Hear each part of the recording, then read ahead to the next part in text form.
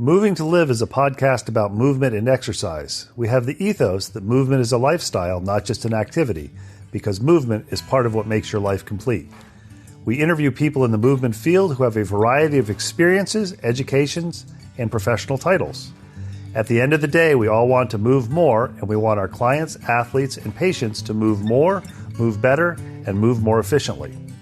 Some of the people we interview you will have heard of. They are well known in and outside of the movement and exercise professions.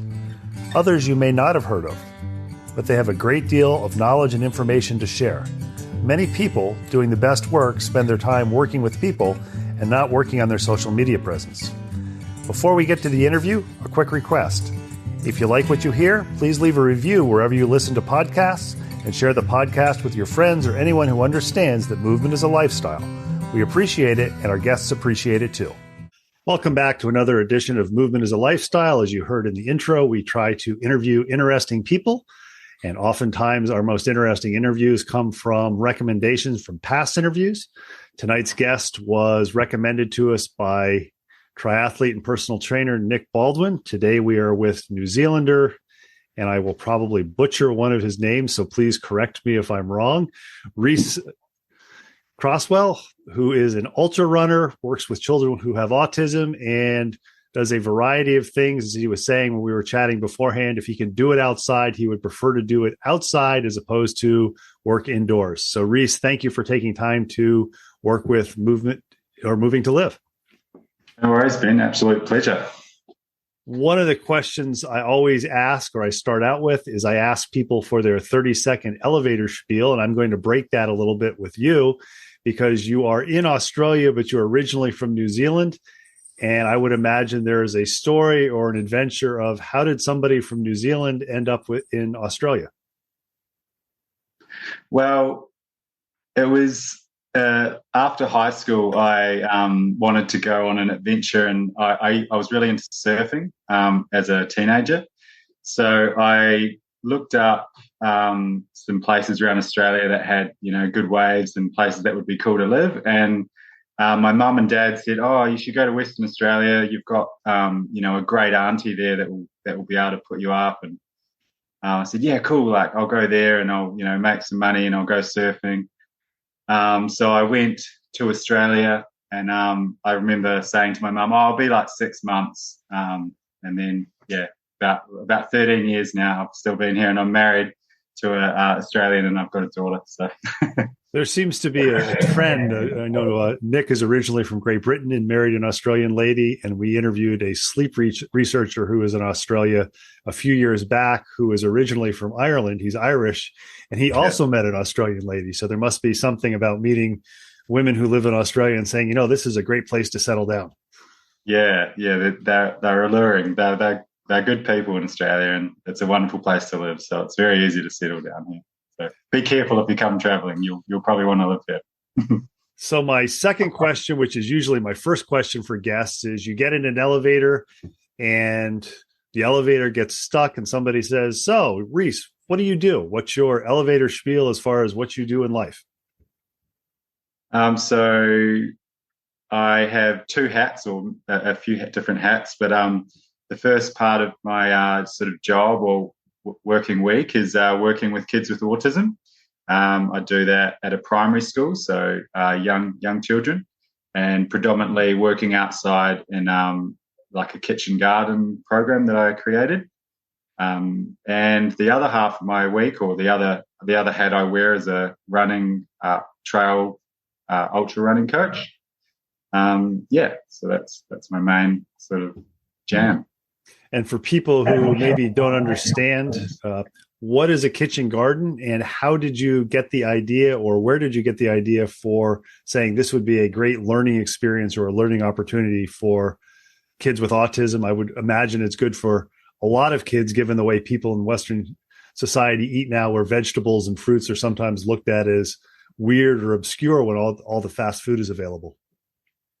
Yeah, so the principal at my school is very open to integrative learning and stuff. So and the program isn't just for kids with autism, it's for the whole school. So all the children get access to this program, and It's just it's basically like a community garden or a big veggie garden that the kids are in charge of upkeeping and growing the produce, which I sort of facilitate and the other teachers facilitate, and then we show them how to cook that and prepare sort of healthy meals and it's just a good way to, and you can incorporate all the levels of curriculum throughout the program. Like I had the kids doing sort of volume and capacity mathematics with the garden beds, and obviously science is like very easy to integrate into the garden. Yesterday I was out there with the kids and we were doing sort of study on bees, and we were watching the bees and recording their behaviours and stuff like that. So yeah, it's just a great place to learn, and it's nice to be outside and get a bit dirty and move the body and eat some veggies when you can. So it's good. I think there's a school in this area that's purchased a shipping container that they have a garden in, and they're using it for a similar aspect. Oh, awesome. And then you mentioned the other half of your hat is you are an endurance coach. And unlike some sports, if you're an endurance coach, if you work with ultra runners, the chances are you are an ultra runner. And I know you are because Nick said you need to talk to him about this ultra run he did on his own. So I guess my question is, how does a surfer get into ultra running? Or were you an ultra runner who did some surfing because it was an excuse to go to Australia? Well, growing up, like running was always, I was always into running at school, mainly because like I was okay at it. Like it was, I was always sort of up there with the top kids at school. And so naturally I just fell into doing athletics and cross country and stuff. But running had always been like a way to keep fit to do other sports. So I was always surfing or playing team sports. So I would, and my dad's like he was a very good marathon runner, and he ran ultra marathons as well when I was a kid. And so I remember like there was that point where you sort of like you're going through puberty, and like some of your friends are getting a lot better at you at things and some aren't. And I remember Dad saying, well, you got to start training, mate. Like, you're not going to get any faster if you don't start training. So I started getting up in the morning with him and going running. And that was kind of like what I used running for, was just to sort of keep fit and to sort of aid my other sports. And when I came to Australia, I sort of grew out, I fell out of love with surfing a bit. Like not fell out of love, but like where I live in Perth, like the waves aren't as good as they are down south. And I just sort of started looking for other ways to keep fit. And I'm pretty good at running, so I'll get back into that. And so I started running again in Perth, just doing like half marathon and that sort of distance. And then I had like a really bad sort of back injury. Like I can't really put a finger on like exactly the moment or the experience that I had that caused the back injury, but it was like I had one of those like twinges, and then I was a bit immobile for a few weeks, and then that started like a bit of a chronic pain journey for me, which completely stopped my running. And then that was a lot of like sort of searching for answers of like, why is my back sore? I was working in construction at that time, so it was kind of like, oh, you're probably doing too much or lifting too like heavy things the wrong way. And a lot of the advice I was getting, and a lot of the I wasn't getting any answers, to be honest, which was frustrating. And a lot of the advice I was getting was to not move and to be, not lift things or not run was one of the things I got told not to do. And so I was pretty like pretty down about all that. And then sort of like fast forward a bit, I was like scrolling Instagram, and I came across an ad for Endurance Movement, which is where I met Nick and Kate. And I just thought, I read sort of a bit about Kate, and I went, I'm just going to go, said to my wife, I'm going to go see this chick. Like she sounds like a lot different to all the other practitioners I've seen for my back. And just to paint a picture of like how bad I was, like my back was like I couldn't put on my socks without sort of having to like lie on the bed. And I'd like move my legs up and I'd put my socks on, put my underwear on that way. Like I was not in a good way. And I remember I went to Kate and she sort of set me up with she took me out into the gym, and like I'd never been to the gym before. Like I was like, man, this chick's like, she's gonna get me to lift weights, like to fix my back, like. And that was the start of like sort of my strength and conditioning journey. And I just had like a crazy muscle imbalance, you know, and I'd never done any strength and conditioning. And so I did, after doing sort of like 12 months of strength and conditioning with Kate, I was just like a completely different person. And I just woke up one day and I was like, I feel so good. I'm in the best, like, physically, I feel the strongest I've ever felt. I want to start running again, and I want to run. I want to see how far I can push this. I want to like see how extreme I can like you take this, because you know there was a period where I was, you know, thinking that I couldn't do something, or I was, you know, doubting my abilities, I suppose. And now that I feel good, I just want to make the most of every second of that, and run as far as I can. And that was when I signed up for a 50K straight away. And I went into that 50K without sort of much education around like the ultra running style. I think I went, I remember I took like one gel, and I had, I had like, I don't know, maybe like 500 mils of water. So I bonked like real bad, and I got to the end, but I was like collapsed at the end in front of my wife, and that was when I called up Nick and was like, "Oh, can you help me out? I've got this idea," and that was when I decided to run the Cape to Cape in Australia. Yeah. Your comment about struggling to the finish line reminds me. We interviewed a runner, Paul Thompson, who has been a Masters World Championship at 10,000 meters. And he described his first marathon. And he said, you know, I got to 20 miles, and I'm paraphrasing, and it suddenly occurred to me that I might actually not finish. And I think one of the things that's so enjoyable about once you get to a marathon distance and farther, or a marathon distance if you're going on trails or where there's significant elevation, is it's not necessarily the fittest athlete or the fastest athlete. Sometimes it's the athlete who is either the smartest as far as the pace and the nutrition, or the athlete who happens to get a little bit of luck and recognize that, hey, this is what I'm good at. Mm. Yeah, totally. And there's an aspect of, you know, I'm a big believer in sort of like manifestation. You sort of, if you think about that finish line enough, then like you'll get there like eventually. And you know, that particular day, that 50K, I remember like, I think it was like my sister-in-law and my brother-in-law came to see me, and so they'd like hiked into the trail, and my nieces had signs like "Go Rhys," and this was at like K30 or something, so I had 20 Ks to go. Sorry if I'm talking in kilometers, like you probably talk in miles, but I don't know what that equates to in miles, but 30K, just a bit below a marathon. And I was feeling so bad and thinking like, oh, I want to quit so bad.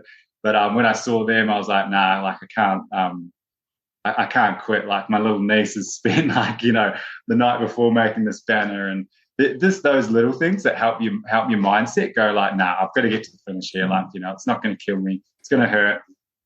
And the biggest thing, and I tell my athletes this as well, like when I'm coaching, like the thing about an ultra marathon is it's so long, you know, you have time to regroup. You know, you can stop and walk. Like it's not a 10,000 meter track race. It's like, it's a big day if you're doing sort of, you know, 5 to 10 hours of running. So there is times where you're going to have to sort of like troubleshoot, you know, think about things, stop, you know, figure it out. But it's a very very good journey, and it's great.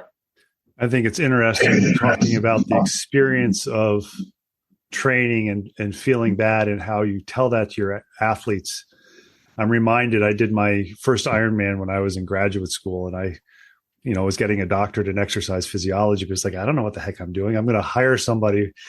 And I still remember saying, I feel like crap on training. I go out and I try to ride a century, and I'm the first 30 or 40 miles. My butt hurts. I want to get off the bike. It's like, I'm never going to finish this. And he said, well, what are you going to do before the bike in an Ironman? I said, well, I'm going to swim 2.4 miles. He goes, so how do you feel after the 30 miles of the bike? I said, I feel pretty good. I'm fine for the rest of the ride. He goes, so what are you worried about? That 30 miles is probably about the amount of time the swim is going to take. So by the time you get on the bike, and I think having a coach who has experienced this sort of thing and can tell your athlete, it's like, you know what? You may feel at some point in the race, this is absolutely the worst I ever feel in my life. If I could just get to the start finish line, I'll drop out and never do anything again. And literally 10 minutes later, it's like, wow, this is phenomenal. I'm going to quit my job and do this forever. And I don't think you can coach an athlete in endurance or ultra endurance events if you have not at least experienced that at some level, whether it's at the elite level that Nick and Kate have, or somebody who is maybe, much slower. I'm reminded of a story I read once about a gentleman who was a marathon runner who was diagnosed with cancer and survived after a long treatment, but was never able to run the same. And his comment when he did his first marathon after being given a clean bill of health was, I never realized people at the back of the pack worked just as hard as I did when I was up in the top 10%. Yeah, 100%. And it's a really good point you make as well, because I think as for other people out there that are either looking for a coach or aspiring to be a coach, that experience is, it's very helpful as a coach to have that. But in saying that, you don't have to be, an elite, like top 3 on the podium to be a good coach. Or like I tell my athletes, like, that person that won it, and the person that came in the middle of the pack or the back, you had just as much fun, or you went through the same journey. Like that person got there quicker, but like you both went through the same journey and experienced the same things, like in a different sort of manner. But it's more like the whole experience, and being able to like identify, like, these are the things that are going to come up. These are the things that are going to happen. If you happen to be fast, then, that's great as well. But, it's definitely not a prerequisite to be like a great coach, or to, something that someone should be using to find a good coach. Like, just the actual experience itself is enough, I reckon. I have a great memory of a friend of mine who was quite an experienced and quite a good triathlete, who was really excited telling me about one of his athletes a few years ago, because that athlete had actually beat him in the race. It was one of the first times that an athlete had beaten him. And you would think with egos and everything, it would be very easy to say, oh, this is terrible. But he was ecstatic. It's like, I helped him. I gave him insight, and he was able to put that, and he had the best race. And I was initially surprised. And then I realized I'd known him for 15 or 20 years. And I remember 15 or 20 years ago when I would race and I was significantly slower, when you would see this guy after the race and he would come in consistently top 5 overall, you always had to ask him about his race. He'd always see you and say, how did you do? How was your race? What was your favorite part? And you'd have to ask him. So I'm curious. I want to hear more about the run that Nick Baldwin helped you train for, but I'm curious, how was the transition from back pain sufferer, resistance training helps me, now I can run, to saying, I want to coach? Because running and individual sports can be a very selfish endeavor where it's all about me. And anybody who takes on the coaching mantle is saying, okay, I can still race, I can still be successful, but if you care about your athletes, and if I suspect if you work with endurance movement, you care about your athletes, because clearly they do, you can tell that with their social media. How did you get the idea? It's like, maybe I can be beneficial and help other people as a coach. I think 2 things. Like, coaching in general has always fascinated me. As a like all through my life, I've loved sport and team sport. Like growing up in New Zealand, rugby is a huge sport, and I played rugby, and I really loved and still do love watching it. But I was always fascinated. Like I would always find the coach interviews afterwards, or read up about the different coaches that are coming through, or who's the assistant coach here. And so coaching's always fascinated me in general. Like I've always found it quite a interesting trade to be, arming athletes with the information and the tools to achieve like their goals. I think it's a pretty cool endeavour. But what really kickstarted me was just when I didn't have a coach. I thought, I don't need a coach, or I don't maybe deserve a coach. I don't know if deserve is the right word, because I'm not a pro athlete. But when I spoke to Nick and Kate, and them, they're such humble people, and it was like, no, like if Nick could totally coach you. Like you don't need to be a pro to be a coach, or you don't need to be on the podium to be a coach, to be coached.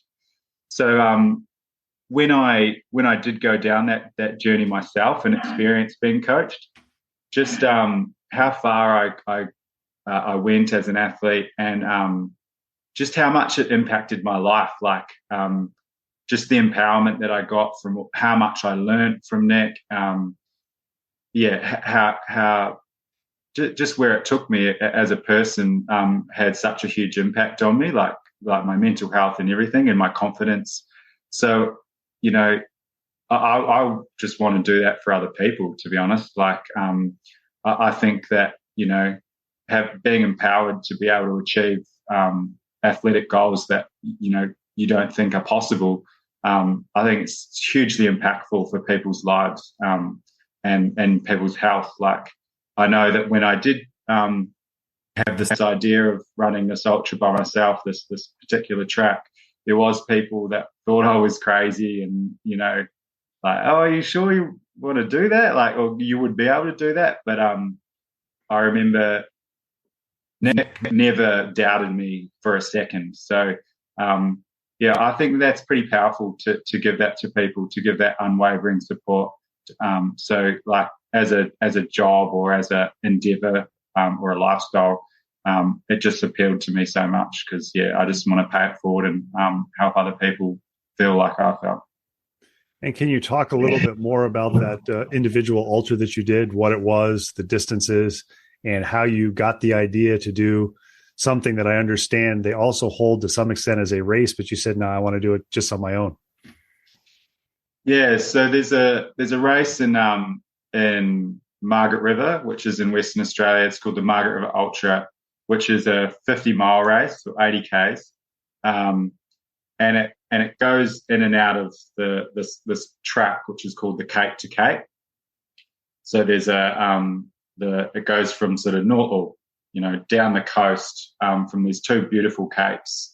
Dunsborough is one end, and the Augusta's the other end. And like we could put that a link to that track in the show notes, because if you Google image it, if you're ever traveling in Australia, it's amazing. Even like if you want to hike it, it's really handy to the public to hike it and stuff. But they use parts of that for their race, but the actual track is 130 Ks. So I don't know what that is in miles. Just it's like over 65. Over 65 miles. So yeah. And it was all when like COVID was kind of ramping up a bit and races were getting cancelled. And then I looked at Margaret River Ultra, but it sold out. And then, I was talking to my wife, and I'd been like following a few ultra runners, and what did appeal to me, and I think this is like comes from like my time growing up in New Zealand, is just the adventure aspect of doing an ultra. Like racing's fun, and I'm very competitive when I do race. Like I do go pretty hard, like when I've got a bib on. But my biggest joy is just like going on an adventure. Like, so I said to my wife first, I said, like, look, like maybe I'll run the Cape to Cape. Like, like it's 130 Ks. We could organise it like where you could meet me at certain points, and to top up my nutrition and things like that. And she thought it was a great idea, and yeah, cool, that sounds awesome. And I sort of did a bit more research on like what the training might look like, and then that's when I went to Nick and I said like, I got this idea, and I was really anxious to tell him, like, because I thought, he might go, oh, dude, like, you need a couple of years experience or something like that. But he was like, yeah, great, that sounds awesome. Like, he was so pumped on it. And so yeah, we went through that journey together, and we set up a few different like sort of key races going into it to prepare me for it. So a couple of 50Ks and certain training runs. And then I have to tell you the story about because so leading into the Cape to Cape, we were looking at the different variables that I would have to train for, and one of them is like there's so much beach sand on the track. So the elevation is not too bad, like it's 2,500 meters, but there's like heaps of running on soft sand, which is just quite horrendous after a while. But so leading into that, Nick had emailed me. He said, "Man, I found this race. It's a 50K on the beach down in Dunsborough, which is a couple of hours away." I was like, okay, like, all right, yeah, let's do it. Like, that'll definitely get me sorted for the sand training. So this race is in Dunsborough, and it starts at like 3 a.m, and it's on a particular moon where the moon's full, and it's on this like beautiful angle, and so it's really fun. And the plan was just go do the race, but just do it at like real easy pace. This is just a training run, like just have fun, take it easy. I was like, yeah, cool, I can do that. So I'm running along, and I'm just like taking it real easy. And I was like 3 hours into the race or something, and the sun's sort of like this, like the moon's looking cool. So I want to take some photos. Like I could see some dolphins in the water and stuff. So I get my phone out, and I had like 14 voice messages and like all these missed calls. I was, oh, what's, I had a freak out thinking, oh, that's like my wife had an accident or something, and like someone's trying to get a hold of me. So I listened to my voice message, like slow down to a walk, and like I'd been pocket dialing the police accidentally as I was running. So so they'd been hearing like this, like heavy breathing, like sort of like backpack, like maybe like they're probably thinking, is this guy been kidnapped or something? So I had to call them back. So I called the Bunbury police station and I said, look, I'm so sorry. I've been pocket dialing you guys, and this is, yeah. I said, I'm doing an ultra marathon, and then the lady's like, oh, what's an ultra marathon? So I explained to her what an ultra marathon is, and so I'm talking to this police officer on the phone, and she ends up like, oh, well, yeah, maybe turn your phone on to airplane mode, and good luck for the rest of the race, and so that was a pretty cool, pretty funny story. So I thought I should slide that in there somehow. It's very clear from talking to you that you enjoy the actual act of running, and you're not doing the runs just for the T-shirt or the award. I'm curious about how much of that is linked to the fact that going back to your back injury, I've had the good fortune, and I'm saying that sarcastically, of having herniated a couple discs in my back. So I understand what the pain is like and what it can do to you psychologically, where you think, I'm never going to move again, or I'm never going to do this.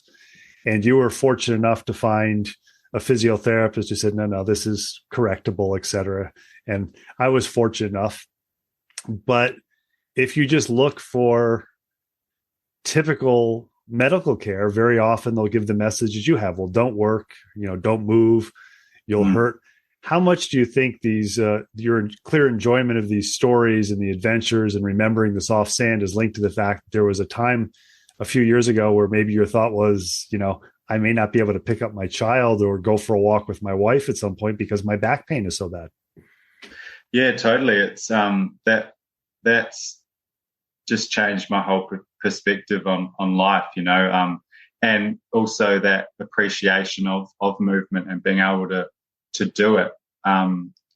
It's so empowering, and yeah, that like sedentary model is so driven into us, but and as well, like it doesn't have to be a 50K marathon. Like, as you say, picking up your child, and my wife and I, we were trying for a baby at that point, and I was thinking, like, man, and if I don't sort this out, I'm not going to be able to pick up my kid, like, so, like, it doesn't have to be super extreme, but yeah, just that being able to move is so important, I think. It does bring me an immense amount of joy these days. I think, I appreciate it a lot more, especially after losing it for a while. Now I don't take it for granted. So every time I am running or I am moving, or I'm definitely pretty happy. So we were talking a little bit, and you defined at some point when we were talking, an ultra marathon is a race or an event that goes longer than the marathon distance. And it can happen either on soft surfaces or hard surfaces. With your coaching, do you work only with athletes who are interested in the ultra marathon distances, or do you work with athletes who do the shorter distances also? Yeah, great question. I work with both. So I've got athletes that are doing their first ever half marathon. I do like specialize in sort of trail running. So that's where my passion is. So most of my athletes will be trail runners, but I'm actually meeting with someone on Sunday that wants to do a half marathon that's on the road. So I'm totally open to any form of running. But yeah, my specialty is trail and ultra running. I do there is like as you said, people sort of classify ultra marathons as like, that 42, over 42K or 26 miles. But I think from my personal opinion is like, anything can really be ultra. Like, if it's, like, for example, if someone does, a 2,000 meter climb, but they only go 40Ks, like, that's pretty ultra for me. Like, that's going to be a big day out. So I would encourage people not to get caught up in whether it's, it's more than 26 miles or not. Like, it's just do something cool, do an adventure, and you can call it an ultra, I reckon. And I think one doing an adventure is your adventure is not necessarily mine. I think there's the tendency for people to say, well, what's Rhys going to think, or what's Ben going to think? And I'm reminded a few years ago, I had the good fortune to visit a very good friend of mine in Salida, Colorado. And he said, well, what do you want to do? I said, well, I'd like to hike. I'd like to do some biking. He goes, do you want to do a 14er, which is a 14,000 foot peak? Okay. And some of them in Colorado are essentially walking or hiking. I'm like, sure, love to do that. And he goes, well, it's 4.5 miles to the top. And I'm thinking, 4.5 miles, that's not bad. But it was starting at 8,900 feet or 9,000 feet and finishing up at 14,200 or something like that. Oh. And, 8.5 or 9 miles took me about 9.5 or 10 hours. And if you had told me before doing that, this is going to take you essentially all day, I would have said, yeah, you're crazy. I'm pretty fit. But I remember as I started to struggle when we got above the tree line, above 12,000 feet, my buddy's comment was, I wondered when you slow down. I thought you went out a little fast. I don't remember.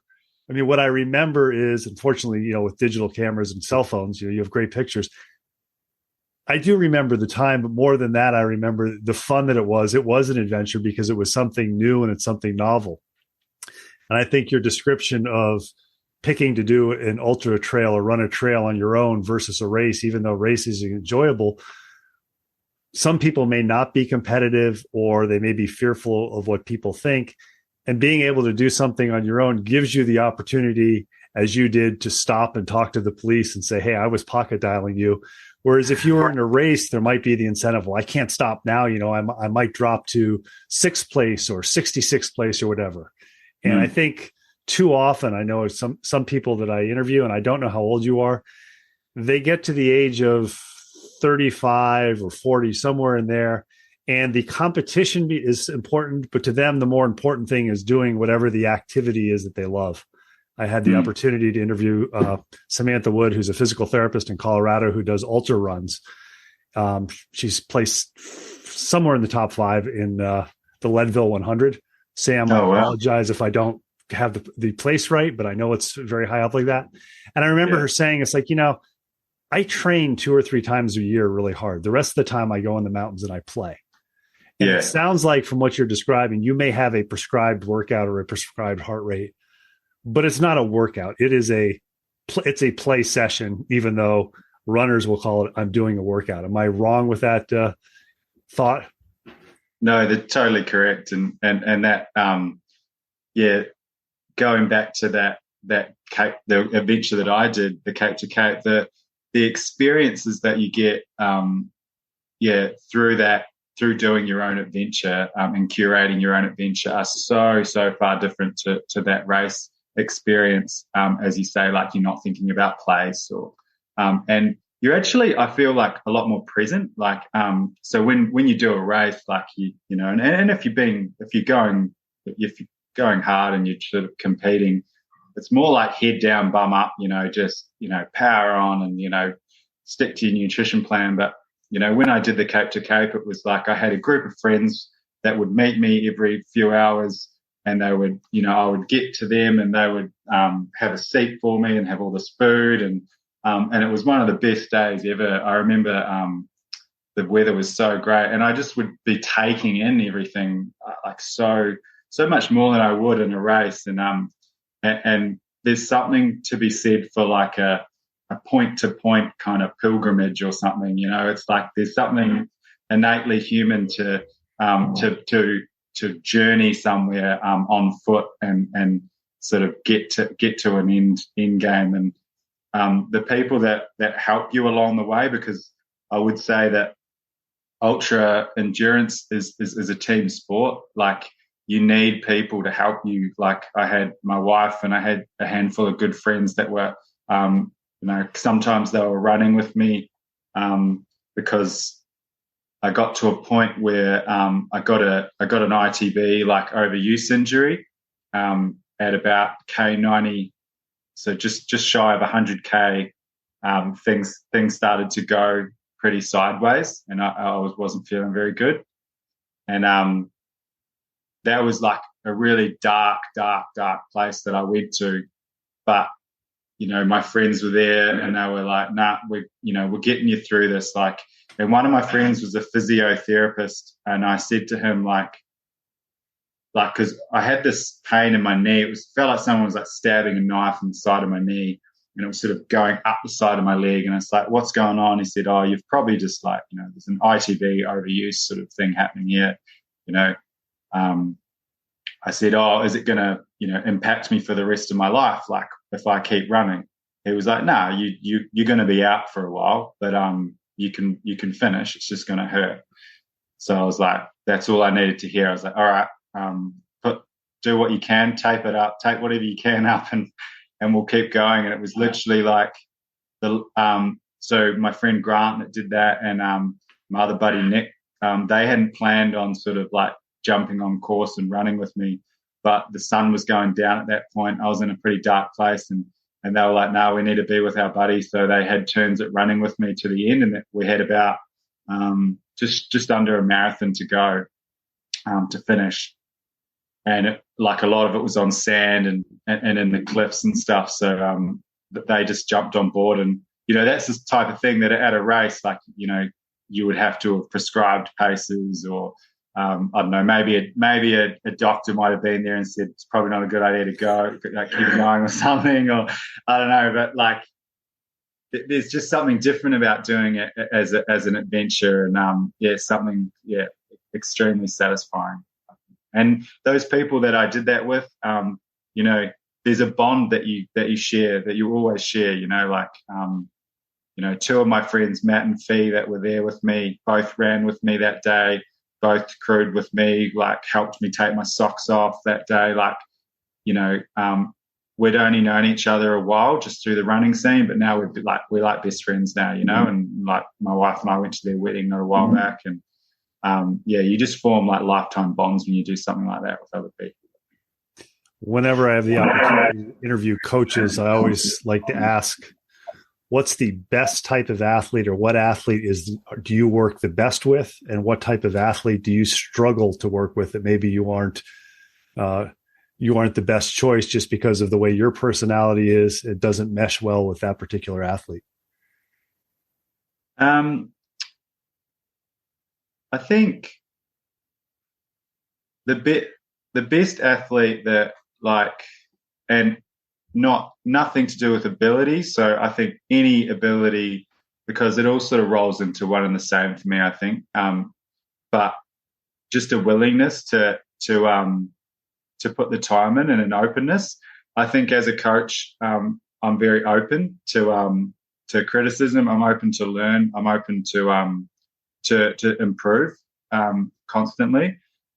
But I think that the athlete needs to be open as well, because if they aren't, then progress is may not happen just as well. I think in all forms of life, you need to be open. You need to be willing to accept some learning. So I think the best athletes I work with are people that are willing to be open. And I'm fortunate that people that want to do ultra marathons are pretty open to, like, what do you got? Like, I'll do whatever to get through this kind of thing. So, I've been pretty lucky that way, and I haven't, run into any athletes that I haven't gelled with or anything yet. So, I'm reminded of shoulder surgery. The physical therapist notes that I snuck a look at, or the physiotherapist, if we were in Australia, said the patient should do well as long as he listens to me and doesn't do too much. So endurance athletes have a reputation, rightfully so for most cases, of, if a little bit is good, a lot is better. How do you, with your athletes, impress on them that sometimes more is not better, sometimes less is better? Yeah. I'm a big believer in quality over quantity. I definitely I just enjoy having open conversations about that sort of thing. And I think, I remind athletes that, it's my job to get you to the start line healthy and fit and happy. If that means that we have to dial back the volume because you have a lot of work commitments on at the moment, your baby's not sleeping, you've got a little niggle that we need to be mindful of, then that's where I come in, and I think that's what the benefits of having a coach are, because as endurance athletes, and I'm guilty of this myself as well, you miss a run or you miss your long run or something, then you try and make up for it the next week. Which is not how it should be done.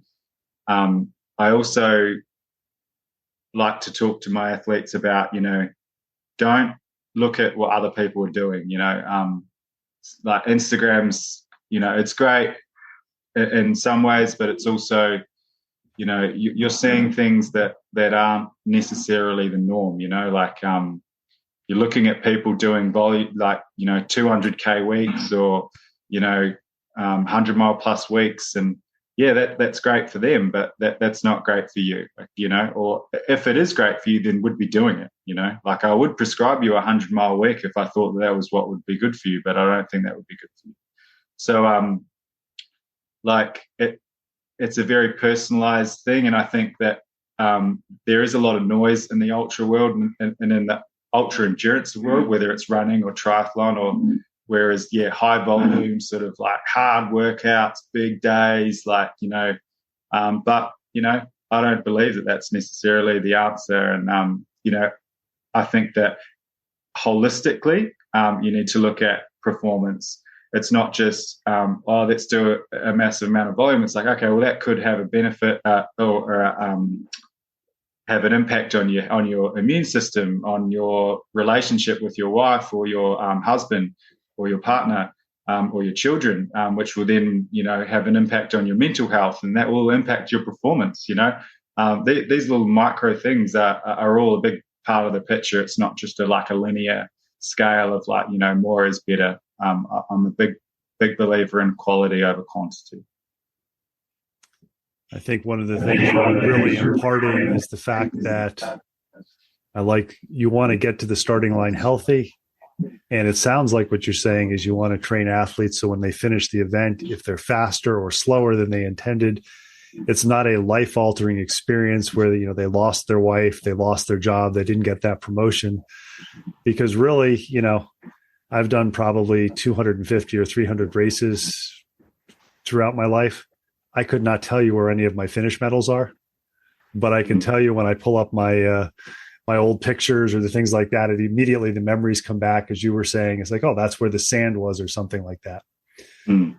Going forward, you've done this neat individual event. Any bucket list items or things that you think, at some point in the ultra world, this is something I want to do? Do you want to attack an Ironman triathlon, some sort of a trail marathon, or what?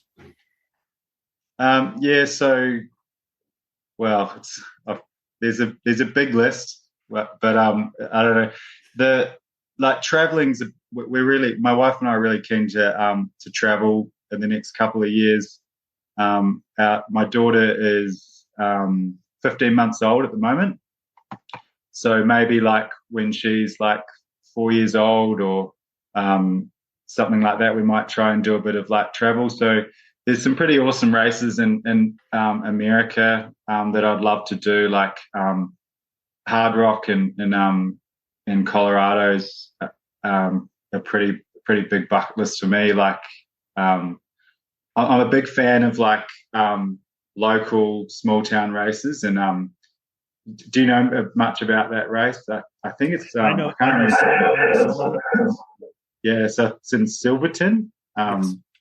In Colorado, and you got to apply for a lottery to get in. It doesn't have a huge start list, but it's in a small town, and the town really get behind it, and it's obviously it's at altitude and it's in the mountains, and just one of those sort of grassroots races that's just become a rite of passage for runners. So that would be pretty cool to experience, and I know I'd love to see that part of the world, the Rockies, and have a look all through Colorado and stuff. There is some big races that would be cool to do, like UTMB and stuff, but I am drawn to the smaller sort of grassroots races. But the other, and also you mentioned Ironman. I think working with Nick and Kate, I think it's inevitable that one day I may dip my toe into that area. But maybe when my daughter goes to school or something, because I can't comprehend trying to train for 3 sports at the moment.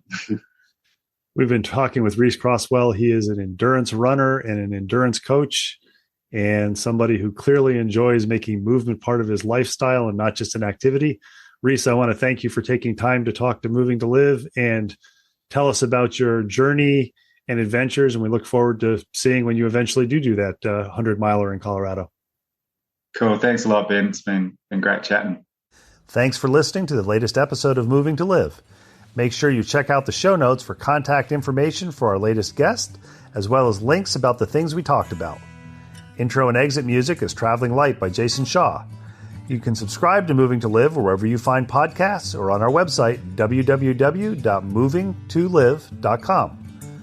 Please tell your friends about Moving to Live and check out our movement tip and lifestyle hack videos that we produce 3 times a week, along with our once weekly video Labrador lessons, because we can all learn from the dogs. All of these are ways to promote the idea that movement is a lifestyle, not just an activity. Until next time, keep on moving.